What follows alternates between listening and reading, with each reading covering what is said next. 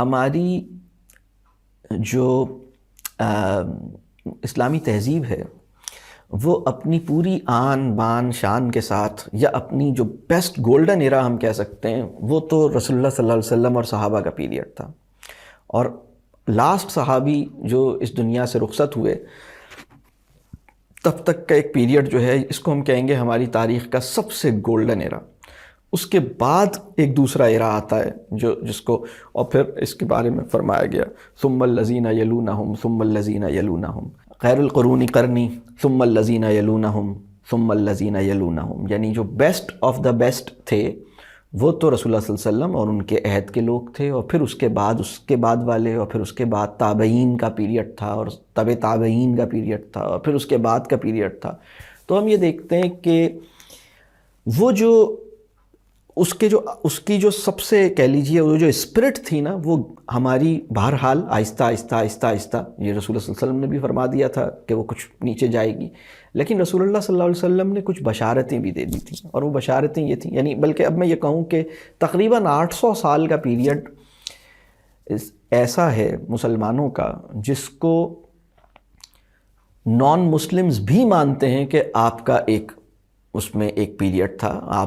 آپ نے یعنی آپ کی ایک حیثیت تھی، اور اس میں بڑا زوال آیا، وہ بڑا ڈیٹیریٹ کیا اس نے. لیکن وہ جو 800 ایئرز کا اسلامی تہذیب کا ایک پیریڈ تھا، اس کے اندر باوجود اس کے کہ اس میں بہت زوال آیا، اس کے اندر 2 سال جو ہیں وہ بھی ہیں جس میں ہلاکو خان آ گیا تھا، جس میں تاتاریوں نے آپ کو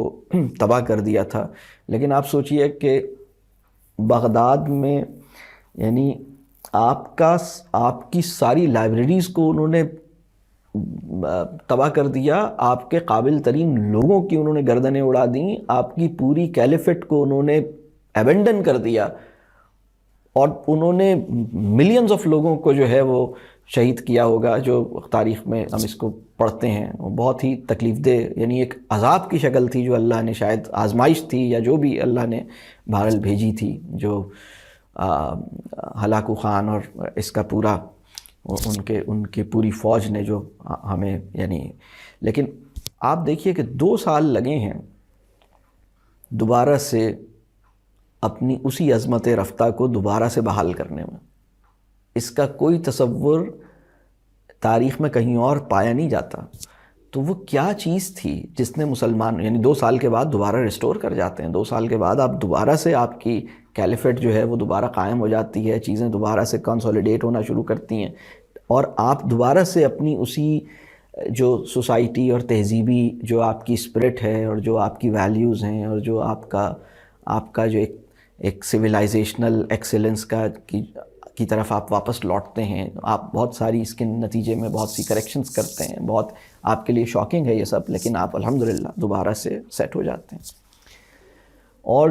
جو سلوک ہلاکو خان نے ان 2 سال میں آپ کے ساتھ یعنی اس میں کیا تھا، اس اٹیک میں، میں بہرحال یہاں پہ ایک بات یہ کہوں گا کہ یہ جو 800 سال کا پیریڈ میں بتا رہا ہوں، اس کے اندر سوسائٹی، چاہے اس میں ہمارے یعنی جو بھی اس وقت ہمارا جتنا بھی ڈیٹیریٹ کیا ہو، سوسائٹی بندگی کے لیے کنڈیوسو تھی، جو بہت اہم بات ہے. سوسائٹی کبھی بھی بندگی مشکل نہیں ہوئی تھی. بندگی جو تھی وہ آپ یعنی انڈیویجول لائف میں، فیملی لائف میں، کمیونٹی لائف میں، کلیکٹیو لائف میں، سویلائزیشن، تہذیبی اعتبار سے آپ دین کے آئیڈیلز کو اچیو کرنے کی جو کیپیسٹی تھی وہ الحمدللہ موجود تھی. ہاں، گورننس کے اندر ہم کہہ سکتے ہیں کہ کچھ مسئلے ہوئے ہوں گے، ہو سکتا ہے کہ ہمارے رولرز میں یا ہمارے جو یعنی وہ ایک الگ کویسچن ہے کہ ہمارے بادشاہ کیا کر رہے تھے یا خلیفہ کیا کر رہے تھے، یا اس میں کچھ نہ کچھ کمزوریاں چل رہی ہوں گی، وہ ایک الگ ایشو ہے. لیکن بہرحال وہ اسپرٹ موجود تھی. اس کے بعد ایک ٹائم آتا ہے کہ ہم اپنے اس منصب سے پھر گر جاتے ہیں، پھر ایک اور قوم آتی ہے، وہ پوری دنیا کی حکومت اس کے پاس چلی جاتی ہے، اور یہ پورا جو کہہ لیجیے آپ کے پاس سے نکل کے مغرب کے پاس چلا گیا، جس کو ہم یعنی یورپی اقوام کے پاس چلا گیا. اور پھر ان کے یہاں پھر وہ علم کا اور ان کا دور آتا ہے. پھر اب وہ ان کا دور ہے. اور پھر وہ ان کا دور جب شروع ہوتا ہے تو پھر ایک ٹائم وہ آتا ہے جب ان کے پاس اتنی پاور آ جاتی ہے تو پوری دنیا کے اوپر یعنی ایک چھوٹے سے ایریا، بہت ہی چھوٹا سا ایریا، وہاں سے کوئی 7-8 قومیں نکلتی ہیں اور پوری دنیا پہ چھا جاتی ہیں، اور پوری دنیا کے کونے کونے پر ان کی کنگڈمز اسٹیبلش ہو جاتی ہیں، اور انہوں نے پوری مسلم ورلڈ کو انہوں نے ایک دم اپنے یعنی اس پہ کیپچر کر لیا لارجلی. کہیں کہیں کچھ ان کا انفلوئنس ہونے سے رہا، لیکن تقریباً ہر جگہ آپ کسی نہ کسی فارم کی غلامی میں چلے گئے، آپ سرنڈر کر دیا آپ نے. اب مسلمانوں کے اوپر ایک پیریڈ آیا جو اس غلامی کا تھا. اس میں آپ پولیٹیکلی بھی آپ بہت ہی آپ کی کوئی پوزیشن نہیں تھی، اور آپ کی کمیونٹی کے اندر بھی اور آپ کی اکنامیکلی بھی کوئی پوزیشن نہیں تھی. آپ کی جو نالج تھی، آپ اپنی نالج سے آپ کے کچھ لوگ اپنی نالج کے بیس سے کنیکٹڈ تو تھے، لیکن آپ اپنی نالج کی سپرمیسی جو ہے وہ اپنے اپوننٹ پہ اسٹیبلش نہیں کر پا رہے تھے. آپ اخلاقی اعتبار سے بھی اپنی مورل کریڈیبلٹی اور مورل سپیریورٹی اسٹیبلش نہیں کر پا رہے تھے. آپ کی نالج اس لیول پر، یعنی آپ اپنی نالج سے دعویٰ،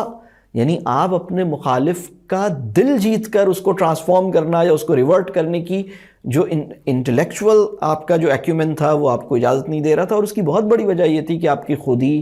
آپ کے اعصاب، آپ کے نروز، آپ سائیکولوجیکلی اور بہت آپ کمزور کنڈیشن میں تھے. مطلب یہ بالکل ایسی بات ہے کہ ہمارے گھر میں جو سویپر کام کرنے آتا ہے، یا ہمارے گھر میں جو ڈرائیور کام کرنے آتا ہے، یا ہمارے گھر میں اگر کوئی میڈ کام کرنے آتی ہے، اس سے میں یہ ایکسپیکٹ کروں کہ وہ مجھے اپنی آئیڈیالوجی اور اپنے ورلڈ ویو اور اپنی سوچ سے انفلوئنس کرنے کے قابل ہو جائے. یہ مطلب میری بات سمجھ آ رہی ہے؟ یعنی ہماری پوزیشن اتنی کمزور تھی کہ ہم کسی بھی سطح پر اپنا کوئی بھی پرسپیکٹو، اور پھر اپنی پریکٹسز پہ بھی ہم نہیں کھڑے تھے. مطلب ہم آن دا ہول، ہاں کہیں کہیں ہمارے کچھ بڑے لوگ تھے جو کہ اپنے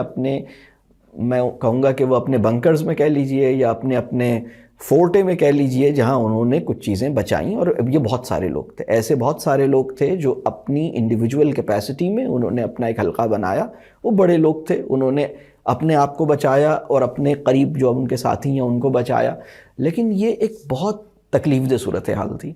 اس تکلیف دہ صورتحال میں ایک خاص قسم کی مسلم سائیکی پیدا ہوئی ہے.